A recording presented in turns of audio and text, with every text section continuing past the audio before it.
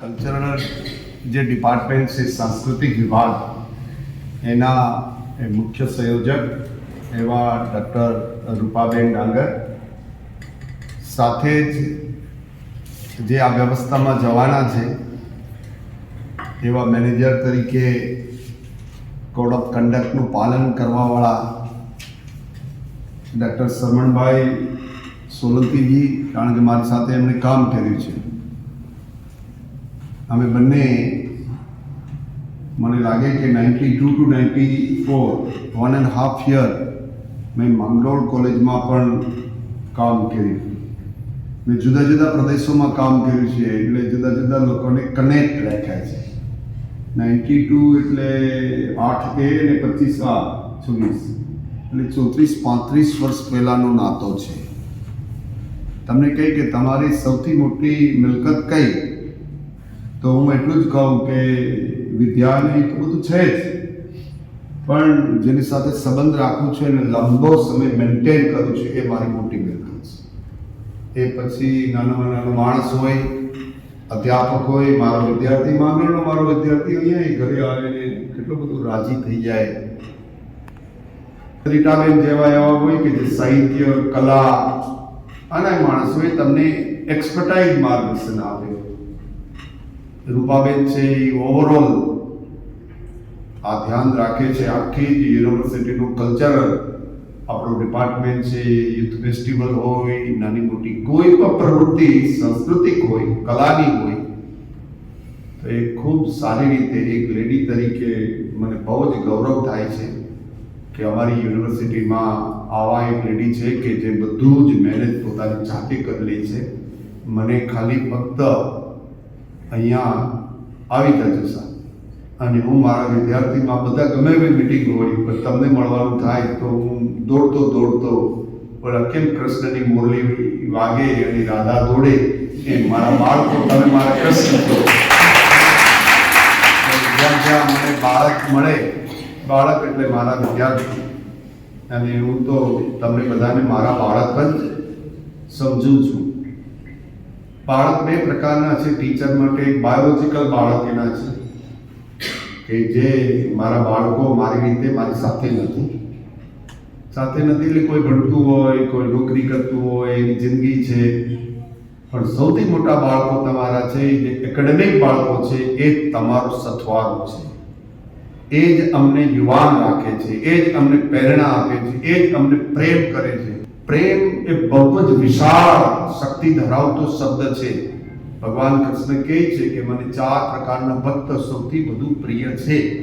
મેં અગાઉ પણ ક્યારેક કીધું હશે અને હું તો વારંવાર ઘણી વાતો રિપીટેડલી કહું છું.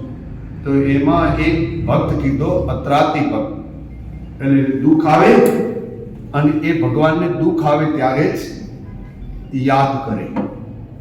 અને ભગવાનને દુઃખ આવે ને યાદ કરે, તમને દુઃખ જ્યારે આવે કે હે ભગવાન મને બચાવવાનું. અને ભગવાનને તમે સાચા દિલથી ત્યારે પણ પુકાર કરો છો, પણ એ એમ કહે છે કે જો એનામાં બીજું કંઈ નહીં હોય ને મારો પુકાર એનો સાચો હશે તો હું એની સામે આવી જઈશ, એની રક્ષા કરીશ. ફરી પાછો એ ભૂલી જાય તો ફરી પાછો હું જતો રહીશ. ફરી પાછો પુકાર કરશે દુઃખમાં આવે ત્યારે હું પાછો આવી જઈશ. એટલે કે મારા શરણમાં આવેલો કોઈ પણ માણસ છે એમાં પહેલો ભક્ત છે મારો, અત્રાતી ભક્ત છે. એનો અંતરનાદમાંથી દુઃખનો પુકાર પડે ને હું હાજર ન રહું એવું નહીં બને. બીજો છે એ અર્થાર્થી ભક્ત છે. એ ધન, સંપદા, પદ, પ્રતિષ્ઠા એના માટે જ ઘંટડી વગાડે છે. વગાડતા મારું કૃષ્ણ, મારું કૃષ્ણ, મારું કૃષ્ણ, મારું કૃષ્ણ એમ કરે છે, પણ એની અંદર એ બોલે છે, એની અંદર એવો ભાવ પ્રગટ થાય કે મને આ પ્રાપ્ત થાય. આ છે અર્થાર્થી ભક્ત. એ કંઈક પ્રાપ્ત કરવા માટે ઈશ્વરને પૂજે છે અને એને એ મળી જાય છે, એટલે એ બીજા પ્રકારનો ભક્ત છે. ત્રીજા પ્રકારનો ભક્ત છે જિજ્ઞાસુ ભક્ત છે. તમે, હું, સાહિત્ય, કલા, સર્જન, જેને દરરોજ નવું જાણવાનું મન થાય અને ઈશ્વરની કોઈ ગતિ છે, લીલા છે, એને સમજવાનો પ્રયાસ કરે, એ માણસને જિજ્ઞાસુ કહેવાય. અને જિજ્ઞાસુ માણસ છે એનામાં સત્વગુણ વધુ હોય, રજોગુણ ઓછા હોય, એનાથી ઓછા તમોગુણી હોય. એટલે જિજ્ઞાસુ ભક્ત છે એ પણ ભગવાનને આ બે કરતા વધુ પ્રિય છે. અને છેલ્લો ભક્ત છે પ્રેમી જ્ઞાની ભક્ત. શ્રેષ્ઠ ભક્ત મારો કોઈ હોય જેનો હું દાસનો દાસ થાઉં છું.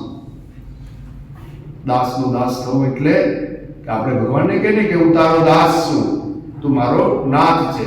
તમે એને જે ભાવે ભજો એ ભાવે પ્રગટ થાય. તમે એને કહો કે દીકરા તરીકે થાય તો દીકરો બની જાય. મોટી માં હોય, નાની દીકરી હોય ને એને કે મારે ભાઈ નથી, તું મારો ભાઈ આજથી, તો એ ભાઈ તરીકે તમારી સાથે જ રહે. તમે એને બાપ માનો તો એ બાપ તરીકે રહે. તમે એને જે માનો એ રહે. એમ પ્રેમી ભક્ત એમ કહે છે કે એનો તો હું દાસનો દાસ છું. મને કોઈ શ્રેષ્ઠ લાગે તો મને પણ આવું જ તમારે જેવું. દરેકને ઘેલું અલગ અલગ ઘેલું લાગે છે. ઘેલું લાગવું એટલે આકર્ષણ, લાગણી, પ્રેમ, એ તરફની એની દોડ, એ દોડ જન કલ્યાણની હોવી જોઈએ એવું મારું માનવું છે. આ બધી દોડ છે એમાં સ્વને કેન્દ્રિત હોય તો એ સ્વાર્થવાળી વૃત્તિ ક્રિએટ કરે છે.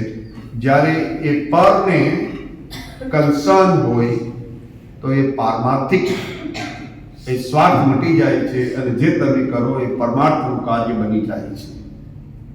તમને હું જોઉં છું ત્યારે મને પરમાર્થનો જ વિચાર આવે છે કે એ ભગવાન તે મને કેટલી બધી તક આપી છે. હું એની પૂજા કરું તો પણ મારી આંખોમાંથી પાણી નીકળે સતત, અને મને એક જ ભાવ દેખાયા કરે. અને કેમ ઓલું ઘરેથી છૂટે અને સીધો તમને મળવા આવું દોડતો તો મને જ્યારે બેન કે આવી જા, એ એક નહીં, હું દરેક ક્લાસમાં અત્યારે જઈ આવ્યો, દરેક વિદ્યાર્થીને દરેક ક્લાસમાં હું મળી આવ્યો. બેટા જમે છે, પ્લાસ્ટિક ફેંકતા નહીં, પ્લાસ્ટિક લઈ લેજો, તો ચણા હેઠા પડી ગયા છે, તો નહીં વાત કરો ને મારા બાળકોની કન્સર્ન કરો. કારણ કે મારા બાળક એ મારા બે બાળકો છે એ નથી, એ તો છે જ, એને તમારા જેમ હું કહું, પણ મારા બાળક તો જેટલા વિદ્યાર્થી મારી નીચે ક્યાંક ને ક્યાંક ભણવામાં આવ્યા હોય, એને સંસ્કાર દેવાનો, એને જ્ઞાન દેવાનું, એને ડિસિપ્લિન શીખવાડવું, એને શૌર્ય શીખવાડવાનું, એને નિર્ભયતા આપવાની, અને ખુમારીથી એ જીવે અને એનું ચરિત્ર નિર્માણ, આ બધા ગુણોને કારણે એનું ચરિત્ર નિર્માણ એવું બને કે દીકરી ક્યાંય સાસરીમાં જાય તો ત્યાં પણ એ સિંહણ જેવી દીકરી હોય, જે ઓલા જેની આંખોની અંદર તરવરાટ હોય, એ મૂંગી થઈને ઘરમાં સહન કરી લે, શોષણનો ભોગ બની જાય, એ બાળક મારું બાળક ન હોય એવું મને જ્યારે અહેસાસ થાય. એ બધાનું કલ્યાણ કરું એના માટે તમારા માટે હું દીની રાત મારા સ્વનો જરાય વિચાર કર્યા. કારણ કે તમારો જે અંદરની ઉર્જા છે એ જ મારો પોતાનો પ્રાણ છે, બીજું કોઈ પ્રાણ નથી. ભગવાન એમ કહે છે કે આકાશની અંદર અવાજ આવે છે અને એમાં જે ઓમકારનો પ્રણવ થાય છે એ બીજો કોઈ છે નહીં, એ હું પોતે છું.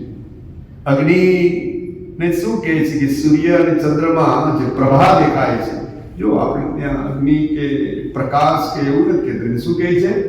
પ્રભા. આપણે ગણેશની સ્તુતિ કરીએ ત્યારે શું કરીએ છીએ? વક્રતુંડ મહાકાય સૂર્યકોટિ સમપ્રભ. પ્રભાનો મતલબ છે કે આવા હજારો કરોડો સૂર્ય છે એની જે પ્રભા તેજ છે એના કરતા પણ હે ગણેશ દેવ તારું તેજ એના કરતા મોટું છે.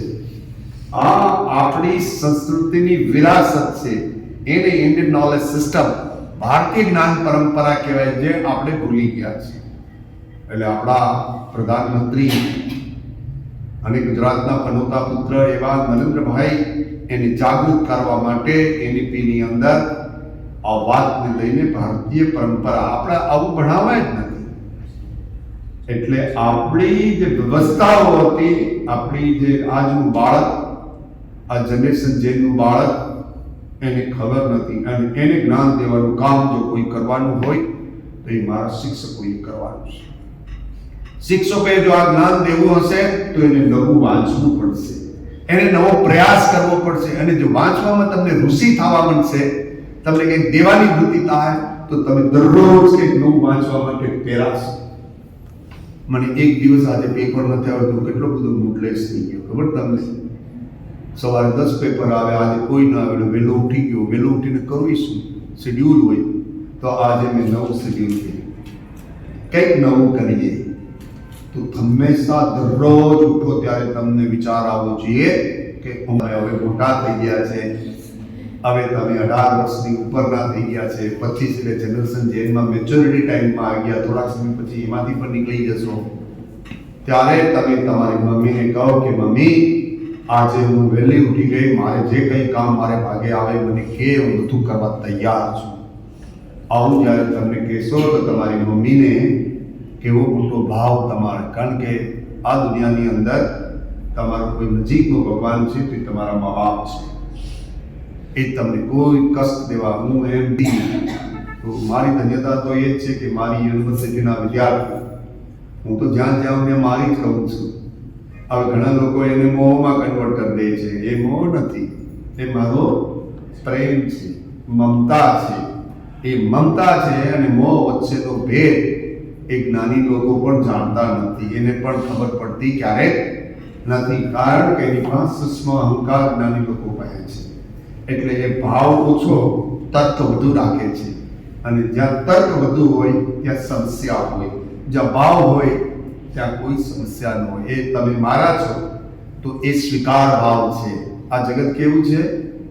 ભાવવાળું જગત છે. જગતની અંદર પોતાની કોઈ શક્તિ છે જ નહીં. તમે મને જોવો છો, શરીરમાં આપણે સૂઈ જાય છે, બોડી છે તમારું પડી જાય છે ને હવે ઉઠો ત્યાં લગી પડ્યું રહે છે, તો એ તો નિસ્તેજ છે. પણ એની અંદર એક પ્રાણ છે, એટલે તમે જીવી રહ્યા છો. એ પ્રાણ ન હોય તો આપણા લોકો જો એને 24 કલાક પર ઘરમાં રાખતા.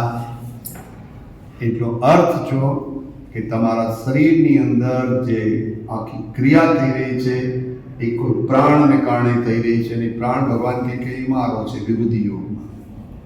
એટલે તમે બધા એવા પ્રબળ બાળકો છે. અને જ્યારે આપણી ભક્ત કવિ નરસિંહ મહેતા યુનિવર્સિટી તો નવી યુનિવર્સિટી છે, એનો કાર્યકાળ પણ 10 વર્ષનો જ છે.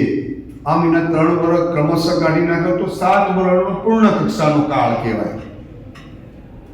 હવે કોઈ યુનિવર્સિટી આગળ વધી ગઈ ને જતી રહી તો એના સદભાગ્ય હશે. આપણે માનો કે નથી વધી તો આપણે સંઘર્ષ વધુ આપ્યો છે ભગવાનને. અને જે બાળકને સંઘર્ષ વધુ આપે છે એ બાળક મજબૂત થઈને ઊભું થાય છે. જેને સંઘર્ષ નથી એ નબળા થાય છે. હા, આપણે બધાએ સર્વશ્રેષ્ઠ દેવાનો પ્રયાસ કરવાનો છે. કારણ કે હવે તમે બધા અહીંયા જુદી જુદી કોલેજોમાંથી આવ્યા હશે. આપણે તો ભક્ત કવિ નરસિંહ મહેતા યુનિવર્સિટી એટલે લોકો તમે રમવા જાશો ત્યાં જે એક્સપર્ટ હશે, જે લોકો હશે એ મને જોતા હશે. તમારે મારી આબરૂ ખાતર પણ શું કરી લેવાનું? એક્સ્ટ્રીમ લેવલનું પરફોર્મન્સ અને ઈશ્વરને યાદ કરીને કરવાનું કે મારી નરસિંહ મહેતા યુનિવર્સિટીનું પરફોર્મન્સ ભગવાન તારા હાથમાં છે. આ પતંગિયું જીવે છે કે મરી ગયું એ તારે નક્કી કરવાનું છે. હું મારું 100% પરફોર્મ કરીશ. જે બેનવે કીધું એ ડાબીને કીધું ને તમે કમાલ પ્રદાન કરો. ગીતામાં કીધું કે વર્તમાનમાં જીવો. જે લોકો વર્તમાનમાં નથી જીવતા એ ક્યાંય નથી જીવતા. એટલે શું કરવાનું? પૂર્ણ તાકાતથી, બળ નહીં, કૌશલ્યથી પોતાની વાતને સારી રીતે, લોકો શું કરે છે, લોકોનું કેવું હતું એનો પ્રભાવ પર ન રાખો, એનો કોઈનો નબળું કરેલો અભાવ પર ન રાખો. આપણી અંદરની સમદ્રષ્ટિ છે સંભાવની રાખીને પોતાની શક્તિ પ્રમાણે પરફોર્મ કરો.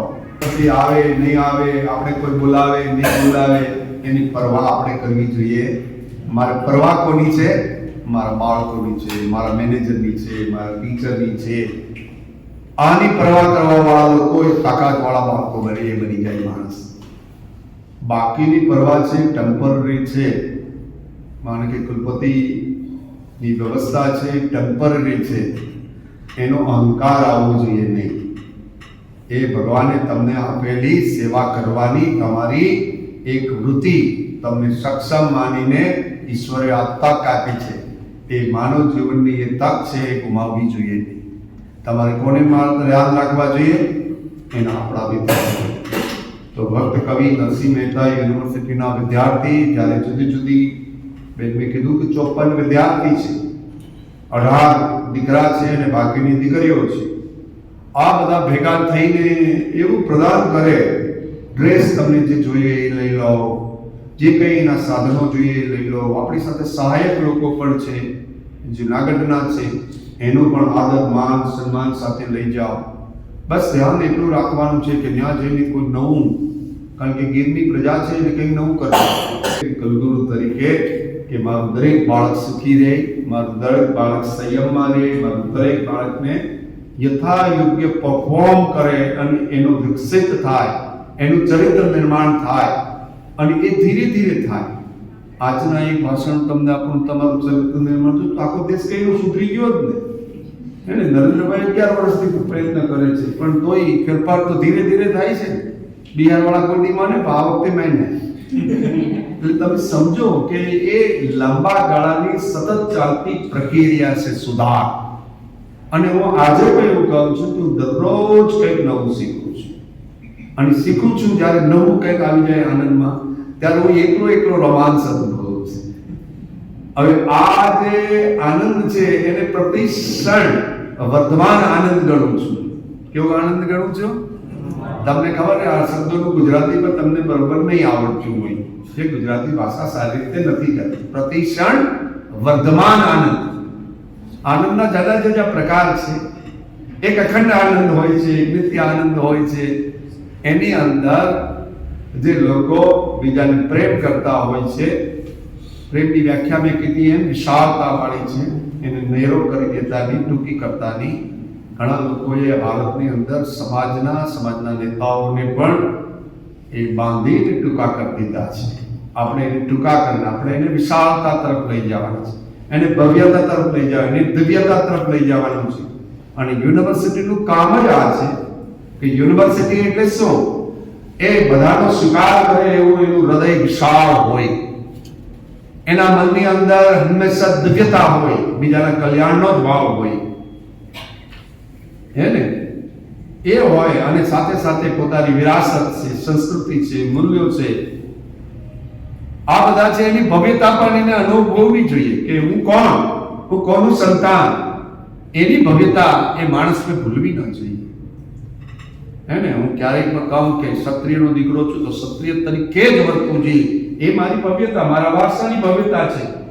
જો એ હું ક્ષત્રિય તરીકે ન વર્તું અને શોષણ કરવા માંડી જાઉં નબળા અને ગરીબનું, તમારો કે ક્ષત્રિયનો એક ગુણ નથી ને ક્ષત્રિય ન કહેવાય. ક્ષત્રિય હંમેશા વૃત્તિથી હોય છે, જાતિથી કોઈ ક્ષત્રિય હોતો નથી. આપણા ઓલાની અંદર શાસ્ત્રમાં કીધું છે ગુણ અને કર્મને કારણે એ માણસના વર્ણ થાય છે. જો તમારી નિમ્ન કક્ષાની સોચ હોય તો તમે એ તમોગુણી છો અને તમે ક્ષત્રિય નથી, તમે શુદ્ર છો. જો તમારી વૃત્તિ વેપાર વાણિજ્ય અને સંવર્ધન અને ઉત્પાદનની હોય તો તમે એવા વેશ્ય છો. વેશ્ય મીન્સ કે વણિક નહીં, જે ધંધો વેપાર નિભાવ સર્જન આ બધા કરવા વાળી કોમ છે. એને એ જ કરવું પડે, એમાં જ એનો સ્વભાવ છે. અને જ્યારે તમે કોઈનું રક્ષણ અને એની જવાબદારી દાયિત્વ તમારા ઉપર ભરોસો રાખીને કોઈ વિશ્વાસ મૂકીને કરી શકે તો એ ક્ષત્રિય છે, એ વૃત્તિ ક્ષત્રિયને છે. અને જે શાસ્ત્ર જ્ઞાન અને આવું કામ જે અત્યારે હું કરી રહ્યો છું તો મારામાં એ બ્રાહ્મણ તત્વ છે, તો ત્યારે મારી એ વૃત્તિ બ્રાહ્મણની છે. અને એ ચાર વર્ણ એ મનુષ્યના દરેક ઓલામાં સમયે બદલાતા રહેતા હોય છે. ક્યારેક હું બ્રહ્મ હોઉં, ક્યારેક હું ક્ષત્રિય હોઉં, ક્યારેક હું વૈશ્ય હોઉં, ક્યારેક હું શૂદ્ર હોઉં. નિમ્ન કક્ષાનું કામ કરું ત્યારે હું એવો થાઉં છું. જ્યારે હું સમરક્ષ કામ કરું છું ત્યારે એ થાઉં છું. જ્યારે રક્ષા અને ગોપાલકનું કામ કરું છું ત્યારે હું ક્ષત્રિય થાઉં છું. જ્યારે જ્ઞાનનું ઉપાર્જનનું કામ કરું ત્યારે હું બ્રાહ્મણ છું. અને એટલા માટે કહે કે તમારા ગુણ છે 3 પ્રકારના: સત્વ, રજો અને તમો. આ ત્રણેય ગુણ તમારા અંદર સતત ચાલે છે. આપણે કોઈને ગુસ્સે થઈને ગાળો દેવા માંડીએ છીએ ત્યારે તમો ગુણ આપણા પર પ્રભાવ કરતો હોય અને સત્વ ગુણ તમારો ઓછો થઈ ગયો હોય. એટલે શાસ્ત્ર કહે છે કે કર્મ અને ગુણ આ બંનેને આધારે તમારી વૃત્તિ નક્કી થાય છે. અને એ વૃત્તિને કારણે તમારી વર્ણ વ્યવસ્થામાં તમે ક્યાં સ્ટેન્ડ કરો છો અને હારી જાય તો પડીને સામેવાળાનો સ્વીકાર કરે એ સ્પિરિટ એના મનમાં ઉત્પન્ન થાય. એટલે જ્યારે તમને દુઃખ થાય, જ્યારે હારી જાઓ, તમને કોઈ નીચા બતાવે ત્યારે તમે પડી લો, તમે ઊભા થઈ જાઓ. હું તમને ના નથી પાડતો કે તમે પડો, પણ જાતે ઊભા થવાની શીખ એ દેવાનું કામ એ શૈક્ષણિક સંસ્થાઓ યુનિવર્સિટી કરવાનું છે. જે યુનિવર્સિટી યથા યોગ્ય રીતે કરતી નથી. અને એને કારણે સમાજની અંદર જે નવા વિદ્યાર્થી સર્જન થઈ રહ્યા છે એ કે એ વિદ્યાર્થી મારું માનતા નથી. વિદ્યાર્થી ખૂબ ડાયા છે, હું કહું કે હું ભણતો તો એના કરતાં પણ વિદ્યાર્થી બળદ જેવા જાજા હતા, સમજતા જ નહીં. આજે તો બાળકને બધી ખબર પડે કે સોશિયલ મીડિયા છે, માધ્યમ છે, ડિજિટલ છે, ઇન્ટરનેટ છે. એઆઈને પૂછો કે આ વાંઢો એટલે હું, તે વાંઢાની પર વ્યાખ્યા આપવાની, એ બેની વ્યાખ્યા એકદમ લખી નાખી. હવે કઈ દુનિયામાં જ્ઞાન છે એ દૂર નથી. બધું જ જ્ઞાન, તમે જે શબ્દ લખો એ શબ્દ પ્રતિક્ષણ વર્તમાન આનંદ એટલે હું લખજો તો એ કહે છે કે એનું આવી ડિસ્ક્રિપ્શન. હવે તમને કઈ વધુ આના વિશે માર્ગદર્શન જોઈએ છે તો 1, 2, 3 મુદ્દા આવે, તમે ટીક કરી લો, પછી પાછો એનો આપશે. Whatever you want, exactly whatever the literature available in this world, it is within a minute you can show, you can see, you can understand, you can apply. Apply કરતે તમારી વિવેક બુદ્ધિનો ઉપયોગ કરવાનો છે. લોકો એ વિવેક બુદ્ધિનો ઉપયોગ કરતા નથી અને એનું માની લે. મને કમરમાં દુખે એનું કારણ હું એ હજાર કારણ બતાવે, એમાંથી નબળું કારણ હોય તમે જો માની લો તો તમે દુઃખી થાઓ. AI છે is only provide information, not expertise advice. ઘણા લોકો એને એક્સપર્ટાઇઝ એડવાઇસ માની લે છે, મનાય નહીં. તો તમે બધા આ યુથ ફેસ્ટિવલની અંદર વિદ્યાનગરની અંદર CDMની અંદર જશો, તમે ઘણી મોટી સંખ્યા છે આપણી. બસ એવી લેવી, આપણે 5 પૈસા વધારે દેવા પડે તો આપણે દઈ દેવા. બાળકોનું જીવન મારા માટે અમૂલ્ય છે. એટલા સમયથી હું કામ કરું છું, 2014થી. એકય આ કલંકિત ઘટના ભગવાનને બનવા નથી દીધી. તો મારા ઉપર કેટલી બધી કૃપા છે. આવું બને કે બિલ્ડિંગો બને એટલા, એમાં ઓલા તળાવ પર ચડતા હતા, મારા સ્ટોન ચોટાડતા હતા ત્યારે હું માથે હતો. એટલા બધા ઊંચા ઘુમ્મટ બેનવે જોયા છે, શરમણભાઈ પણ જોયા એ ઘુમ્મટો મારા. એટલા બધા ઊંચા ઉપર પથ્થર ચોટાડતા હતા, રાજસ્થાનના સ્ટોન. હીટ ન લાગે એટલા માટે બિલ્ડિંગ લીધી. એ ગ્રીન બિલ્ડિંગ છે. તો હું દરરોજ ભગવાનને પ્રાર્થના કરતો, હું પગથિયું ચડું અને આમ જવું તે 7-8 જણા વડગાળાની જેમ એ ક્યાંય અંદર બેઠા બેઠા એ ઈંટો છોટાડે. એમાંથી ક્યારેક કોઈ પડે પણ ખરી. ભગવાનને પ્રાર્થના તો કરી શકો ને. એટલે હું તમારા માટે પણ પ્રાર્થના આવી કરું કે મારા બાળકો જાય, તમે પૂરી સ્પોર્ટ્સમેન સ્પિરિટથી ત્યાં ઇવેન્ટમાં ભાગ લેજો, પરફોર્મ કરજો. આપણી એક બેન કે એ વધુ ડાઈ છે ને ડોઢી છે ને એમાં તમારે પડવાની જરૂર, એનો સ્વભાવ છે, એને તમે સુધારી શકો નહીં. કારણ મને ખબર છે કે મનુષ્યનો સ્વભાવ એ પ્રાણ અને પ્રકૃતિ સાથે જાય. એને આપણે સુધારવાની પ્રયત્ન ન કરવાનો, એને સ્વીકારવાનો પ્રયત્ન કરો. ભગવાન આવું કહે છે એની વાત. એટલે તમને કહું, ભગવાનની વાત મને એટલે યાદ આવે કે તમે કદાચ માનવા વળગી જાઓ. ભગવાન એમ કહે છે કે મને જાણવાનો બહુ પ્રયત્ન નહીં કરવો જોઈએ. જ્ઞાની લોકો કરે છે પણ એ પણ મને પૂરા જાણી શકતા નથી, કારણ કે એની સૂક્ષ્મ અહંકાર રહી છે. એટલે મને જાણવા કરતે મને માનવાનો તમે પ્રયાસ કરશો તો તમે મારા ભક્ત વેલા થઈ જશો ને હું તમને સરળતાથી પ્રાપ્ત થઈ જાય. એટલે તમે જોજો કે ભારતના ખેડૂતો છે, કિસાન, એને તાપ, જગતનો તાપ કહે છે. એ એટલા માટે કહે છે કે પૂરી મહેનત કરી અને ઈશ્વરને શરણે દરરોજ આપી દે છે. પછી ઈશ્વર એને જે આપવું એ આપે, ન આપે તો એ દેવું પર લઈ લે છે, કારણ કે ઈશ્વરનો પ્રસાદ સમજે છે ખેડૂત. એટલે એને ભગવાનની જેમ સ્વરૂપ આપવામાં આવ્યું છે. એટલે તમારે પણ નાની મોટી આપણા અંદર ટીમમાં 15 જણા હોય તો દરેકના સ્વભાવ અલગ અલગ હોય. હું તો એવું કહું કે આ દુનિયામાં 8 અબજ લોકો છે, બધાના સ્વભાવ 8000 સ્વભાવ અલગ અલગ છે. પણ જે ટીમમાં અંદર રહીને કામ કરી શકે એ ટીમ મેનેજમેન્ટ છે. એમાં આપણો મત છે, આપણે રજૂ કરવો જોઈએ સહજતાથી, સરળતાથી, આવું કરીએ તો સારું. પણ જ્યારે આપણા લોકો કોઈ માનવા તૈયાર ન હોય ત્યારે એ જે કરે છે એમાં આપણે પણ આપણી યુનિવર્સિટીની આભાને નુકસાન ન થાય એ રીતે આપણે બધાએ પરફોર્મ કરવાનું છે. સજ્જન પુરુષ એને કહેવાય કે બેન છે તો પ્રકૃતિનું કામ છે, પ્રકૃતિનો સ્વભાવ છે. કશું બોલી જાય તો પણ આપણે શું કરી દેવું જોઈએ? માફ કરી દેવું. માફ કરે મોટો થાય. એને હામો થાય એ નબળો માણસ છે, છીછડાઈ જાય, બધું ઝડપથી છીછડાય. એ કોઈની ક્ષમતાને સ્વીકાર જ ન કરી શકે. સિંહ જતો હોય ને તો જંગલમાં આજુબાજુના પ્રાણીઓ દૂર દૂર જઈને કાઉ કાઉ કરતા હોય. શું કરતા હોય? કામ કરતા હોય, કાગડા ઉપરથી કામ કરતા હોય. એનું કામ છે लोग कुछ तो कहेंगे, कहने दो, उसकी परवाह मत करिए, है ने? એને બહુ પરવા કરવી જોઈએ નહીં. આપણે આપણું કામ પ્રમાણિકતાથી કરીએ. પ્રમાણિકતા એટલે આજના સમયમાં જે શક્ય છે એ પ્રમાણિકતા. હું એવી કોઈ પ્રમાણિકતા નથી કહેવા માંગતો કે આજે શક્ય નથી ને એ કરું, હે ને? જે આપણે પાસે અવકાશ છે એમાં વી પરફોર્મ ધ બેસ્ટ કેવી રીતે કરીએ એ તમે બધા બાળકો જોજો. તમે બધા જાઈ રહ્યા છો. ઈશ્વરને પણ પ્રાર્થના કરું છું કે મારા બાળકોનું રક્ષણ કરે, તમને પરફોર્મ કરવાની ઉમદા તક મળે, તમને ત્યાં રહેવા ખાવાની પણ બધી વ્યવસ્થા મળે. શક્તિને હંમેશા નમન કરવું જોઈએ અને દરેક બહેનમાં તમારે એ શક્તિને જોવી જોઈએ. એ જ ભાવ જેનો મોટો છે એ જ માણસ સજ્જન મહાપુરુષના લક્ષણમાં આવે છે. જેને કોઈને જોવાથી એની વૃત્તિ બગડતી હોય તો તમારે કહેવાનું કે મનુષ્ય નથી, એ તો કોઈ ભોગી છે, તપસ્વી ન બની શકે. એ ભોગીના લક્ષણો છે. આપણે ભોગ તરફથી યોગ તરફ જવાની જે વૃત્તિ અને ગતિ તમારામાં આવે એ માટે હું ઈશ્વરને પ્રાર્થના કરું છું. તમે બધા એક થઈ અને પરફોર્મ કરજો. રૂપાબેનને ઓર ઉત્સાહ થાય.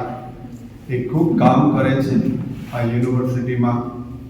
બહેનો તો 2-3 બહેનો છે પણ એ પોતે લીડ લઈ અને બાળકો માટે સતત કશું જ માગવાનું નહીં. કોઈ દી આવે નહીં, તમારું હોય તો જ આવે અને હું એમને ડિસ્ટર્બ ન કરું.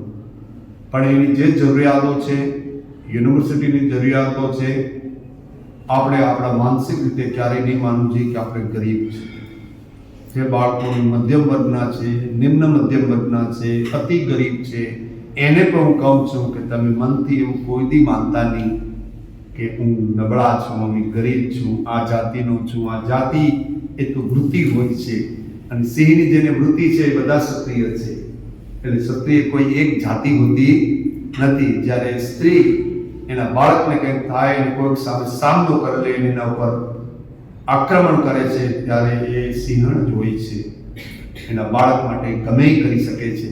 એટલે એ વૃત્તિનો સવાલ છે, તમારી ગતિનો સવાલ છે. અને વૃત્તિ ગતિ તમારી ઠીક હશે, તમારી પ્રકૃતિ પણ ઠીક થઈ જશે અને બધું થશે તો ચરિત્ર પર તમારું ઉમદા ચરિત્ર થાય. જ્યાં જાયને કે કોની દીકરી છે કે અમારા ફલાણા ગામની દીકરી છે, એ ખૂબ હોશિયાર છે, ડાય છે, સંસ્કારી છે.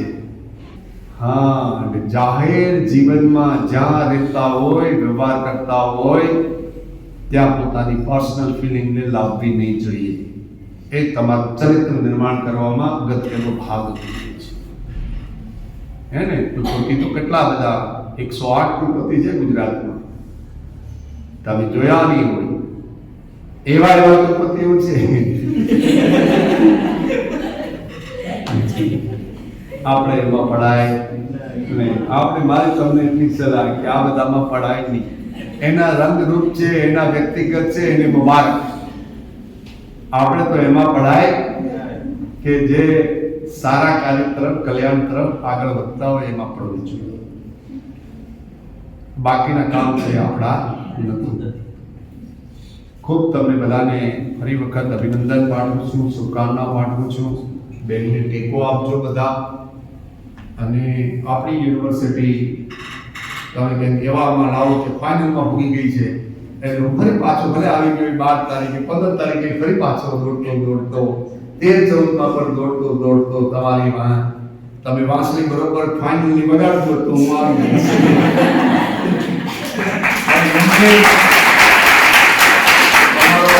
કોઈ સુર મને નહીં સંભળાય તો તમારા કૃષ્ણની રાધા નહીં આવી શકે. એટલે તમારે વાંસળી તો વગાડીને ત્યાં પહોંચવું પડશે. મારી વાંસળી વગાડવાનો મત છે કે તમે ફાઇનલ સુધી પહોંચો. પછી તો બેમાંથી એક નંબર કરે એટલે બધાનું જાણીતું છે. ત્યાં બેન પછી બધાને વડતાલનું દર્શન કરાવજો.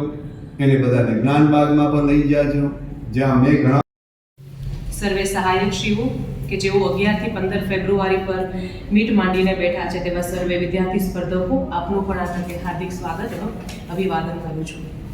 આપણે સૌ અહીં ઉપસ્થિત છીએ એની પાછળ આપણા કુલગુરુશ્રીનું એક વિઝન છે. પ્રોફેસર પ્રતાપસિંહ ચૌહાણ સરે આપણી યુનિવર્સિટીનો ચાર્જ સંભાળ્યો એનો આજે 6 મહિના અને 7 દિવસ થયા છે, પરંતુ આટલા ટૂંકા ગાળાની અંદર એમના ગાઈડન્સ નીચે આપણી યુનિવર્સિટીએ ઘણો વિકાસ કર્યો છે.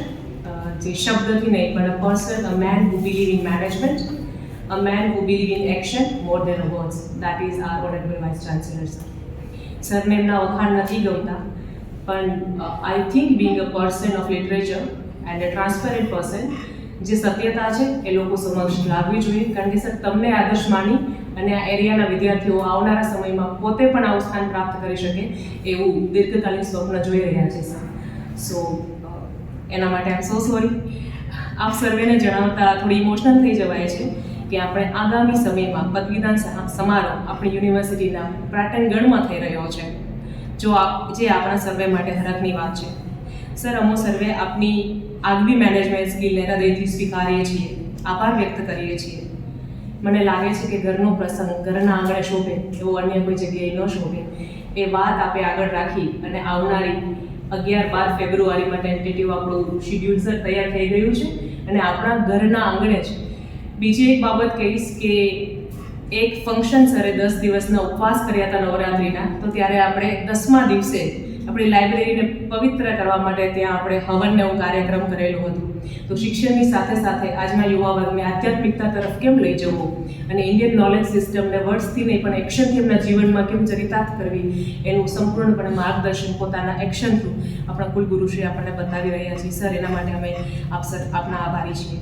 આવનારા સમયમાં પદવીદાન સમારોહ આપણી યુનિવર્સિટીના પટાંગણમાં થશે અને પ્રત્યેક ડિગ્રી હોલ્ડર સંતોષનો ઓડકાર લઈ આપણી યુનિવર્સિટીના પ્રાટંગણમાંથી જશે, એનાથી મોટી રૂઢી વાત કોઈ હોઈ ન શકે. આગામી ટૂંક સમયમાં ઘણા ભવનો પણ સામેની યુનિવર્સિટીમાં સર શિફ્ટ થઈ રહ્યા છે ખૂબ ટૂંકા ગાળાની અંદર. એના માટે પણ આનો આખો શ્રેય છે એ આદરણીય કુલગુરુશ્રીને જાય છે. આગામી તારીખ 11 થી 15ના રોજ ચારોતર વિદ્યા મંદિર ખાતે વેસ્ટ ઝોન, કે જેનું નામ પશ્ચિમાંચલ 2026 આપવામાં આવ્યું છે, એનું આયોજન થનાર છે. તેમાં આપણી યુનિવર્સિટીમાંથી વિવિધ 19 ઇવેન્ટની અંદર 54 સ્પર્ધકો જઈ રહ્યા છીએ. સ્પર્ધકો તથા ટીમ મેનેજર જવાના છે. આ તકે જણાવતા આનંદ થાય છે કે પ્રત્યેક કોલેજ હરખથી પોતાના વિદ્યાર્થીઓને આગળ કર્યા છે. સ્પર્ધાની અંદર લોકગીત છે, લોકનૃત્ય છે, ડ્રામા છે, સ્કીટ છે, સંગીત છે, રંગોળી છે, ક્લે મોડેલિંગ છે, એવી કુલ 19 ઇવેન્ટની અંદર આપણી યુનિવર્સિટી એક પરિવાર થઈ, એફિલિએટેડ કોલેજ અને બધા ડિપાર્ટમેન્ટ એક પરિવાર સાથે સંયુક્ત રીતે આપણે આપણી કળાનું પ્રદર્શન કરવા માટે આપણે ત્યાં જઈએ છીએ. વગેરે પ્રેક્ટિસ સહાયકો છેલ્લા 15 દિવસથી પ્રેક્ટિસ શરૂ થઈ ગઈ છે. કુલગુરુશ્રીએ કહ્યું હતું કે સરે મને એકવાર ઓફિસમાં બોલાવીને કહ્યું કે વિદ્યાર્થી છે એ પ્રત્યેક ઇન્સ્ટિટ્યૂટ, પ્રત્યેક વિશ્વવિદ્યાલયના પાયામાં છે, એટલે એમને કંઈ ખૂટવું ન જોઈએ. And that's a big round of applause for that. જેવી રીતના મા બાપ પોતાના સ્વપ્નાઓને સેક્રિફાઈસ કરી અને એવું વિચારતો હોય કે મારા બચ્ચાઓને કંઈ ખૂટવું ન જોઈએ, એવું એક વ્યક્તિ મતલબ જે ઓથોરિટી છે એવું કહે કે આપણા બચ્ચાઓને કશું ખૂટવું ન જોઈએ. So that's a big thing being an academician. I personally believe in that. So એમને કોઈ અગવડતા ન મળવી જોઈએ ને એમને જે કંઈ પ્રેક્ટિસની જરૂરિયાત હોય, જે પણ લોકોને બોલાવવા હોય એ લોકોને બોલાવો. અને સાથે બેન એ પણ વાતની ગાંઠ મારી લેજો કે આવનારો યુથ ફેસ્ટિવલ આપણે આંગણે કરશું. તો big round of applause for that.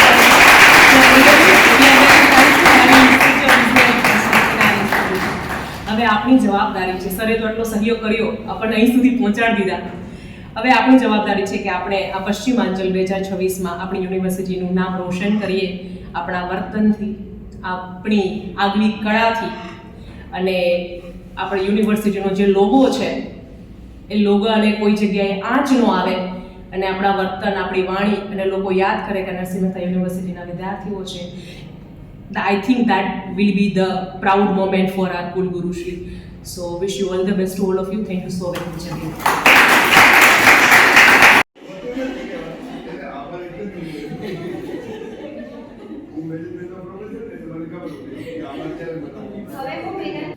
Culture coordinator Shri Rupaben, અમારા કોલેજના કોઓર્ડિનેટર એવા રેખાબેન, સર મંગળૂરથી આપણી માટે ઉપસ્થિત છે એવા સર, અને કલાના થનગનતા યુવાનો.